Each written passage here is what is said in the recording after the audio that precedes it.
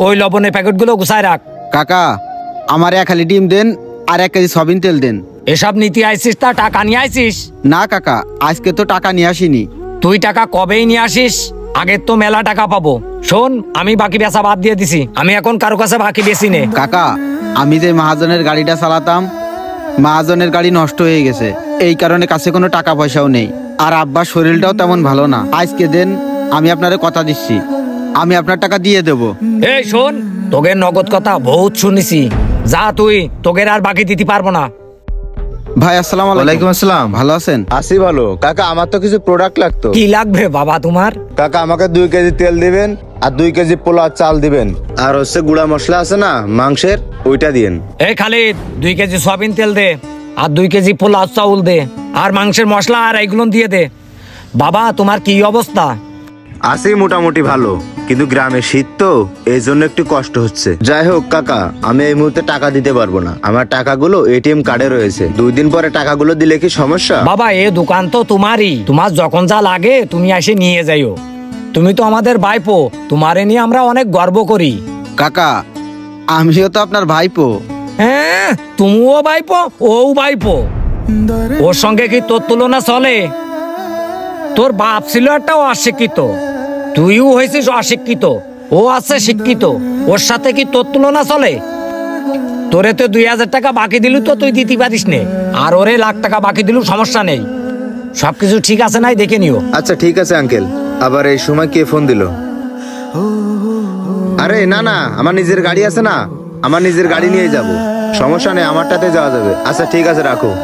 Uncle আমার তো আরো কিছু প্রোডাক্ট লাগবে। আরে বাবা যা লাগে তুমি নাও তো। দাঁড়াও বাবা, আমার একটা ফোন আইছে। হ্যালো ভাইয়া, আমার তো ব্যথা উঠেছে। তা হাসপাতালে নিয়ে যা। হাসপাতালে কিভাবে নেবো? কোথাও গাড়ি পাচ্ছি না। আচ্ছা আমি দেখতেছি একটা গাড়ি পাওয়া যায় কিনা। আচ্ছা ঠিক আছে, তুই ফোন রাখ। কাকা কার কি হয়েছে? আমার ছোট বোনের ব্যথা উঠেছে, হাসপাতালে নিয়ে যেতে হবে। তাহলে তো অনেক সমস্যা, আপনি চলে তুই যান। দোকানে খেয়াল রাখিস, আমি গেলাম। আচ্ছা কাকা। তাহলে আঙ্কেল আমি চলে গেলাম।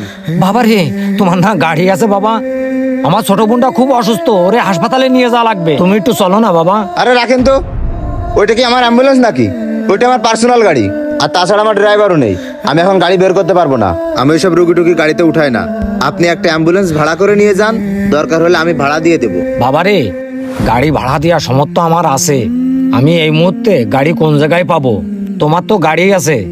বাবা রে, তুমি যদি আমার বোনটারে নিয়ে যাইতে, তাহলে আমার বোনের জীবনটা বাঁচে যাইতো বাবা। শোনেন কাকা, আমার বিকেলে একটা কাজ আছে, আমি এখন হাসপাতালে যেতে পারবো না, আমি চলে গেলাম। এইটা কি আমার অ্যাম্বুলেন্স নাকি যে হাসপাতালে যাওয়া লাগবে? আল্লাহ রে, এই বিপদের সময় আমি কি করব? ও কাকা শোনেন, আপনি কোনো চিন্তা করেন না, আমাকে রহিম কাকার অটো আছে না, আমি তো অটো চালাই। রহিম কাকারে কলি, রহিম কাকা আমারে অটো দেবে, চলেন। আচ্ছা ঠিক আছে বাবা, আমি আপনার বোনরে নিয়ে হাসপাতালে যাবানে। মইনুল, এই বিপদের সময় তুই আমার পাশে এসে দাঁড়ালি, তোর তো অটো নষ্ট, তারপরে তুই রহিমির অটো নিয়ে আমার বোনের হাসপাতালে নিয়ে যাবি? কাকা আপনার বোন তো সম্পর্কে আমার ফুপু হয়, তাই না? আপনার বোনের বাচ্চা হবে মানে আমার তো ভাই বোন হবে। আর আপনার এই বিপদের দিনই আমি আপনার পাশে দাঁড়াতে পারবো, এইটা তো আমার জন্য সৌভাগ্যের। মইনুল, এই বিপদের দিনই তুই আমার পাশে দাঁড়ালি? তোর সঙ্গে আমি কত দুর্ব্যবহার করেছি। আরে কাকা কি যে কন্যা আপনি। আমি যাকে বিপদের দিনই পাশে দাঁড়াইছি, ভালোবাসিছি, কাছে টানিছি, আজ আমার বিপদের দিনই কেউ আমার পাশে দাঁড়াইলো না। আরে কাকা মন খারাপ করেন না, একটা কথা করছি শোনেন। দেখেন আমার তো টাকা পয়সা নেই, আমার আব্বারও টাকা পয়সা নেই, আর আমার স্বাস্থ্য ভাই ও ভালো একটা চাকরি করে, ওগের মেলা টাকা পয়সাও আছে, মানুষও ওগের গুরুত্ব দেয়। আর আমার মতো অটোলারে কেউ দাম দেয় না, কেউ গুরুত্বও দেয় না। আমাকে সমাজে একটা কথা প্রচলিত আছে কাকা, তেল এলা মাথায় সবাই তেল দেয়, কিন্তু এই গরিব রে কেউ দাম দেয় না। অথচ আপনি খেয়াল করে দেখবেন যে একটা মানুষ যখন বিপদে পড়ে, এই আমাদের মতো গরিবরাই কিন্তু ছুটে আসে কাকা। তো এই জায়গায় কথা কয়ে সময় নষ্ট না করে চলেন ফুপুরে নিয়ে হাসপাতালে যাই।